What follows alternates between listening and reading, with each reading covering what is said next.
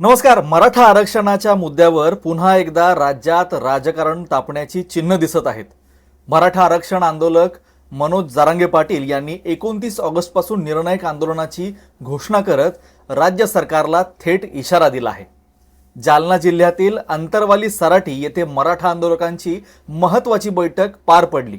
या बैठकीत बोलताना मनोज जरांगे पाटील यांनी स्पष्ट शब्दात सांगितले, 29 ऑगस्टपासून मराठा आरक्षण आणि समाजाच्या प्रलंबित मागण्यांसाठी मोठे आणि निर्णायक आंदोलन सुरू करण्यात येणार आहे.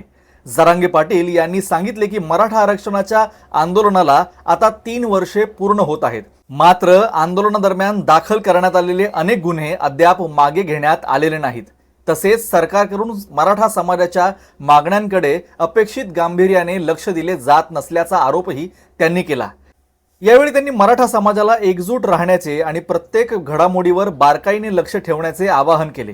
आगामी आंदोलन हे आतापर्यंतच्या सर्व आंदोलनापेक्षा अधिक व्यापक आणि निर्णायक असेल असेही त्यांनी स्पष्ट केले.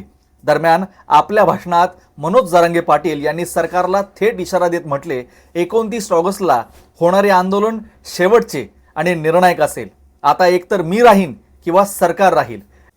या वक्तव्यामुळे राज्यातील राजकीय वातावरण पुन्हा एकदा तापण्याची शक्यता व्यक्त केली जात आहे. मराठा आरक्षणाच्या प्रश्नांवर सरकार पुढे कोणती भूमिका घेते आणि आंदोलनाच्या पार्श्वभूमीवर काय निर्णय घेतले जातात याकडे आता संपूर्ण राज्याचे लक्ष लागले आहे. सध्या एवढेच. अधिक ताज्या आणि विश्वासार्ह बातम्यांसाठी आपल्या या चॅनलला सबस्क्राईब करा, व्हिडिओला लाईक करा आणि आपल्या प्रतिक्रिया कमेंटमध्ये नक्की नोंदवा. धन्यवाद.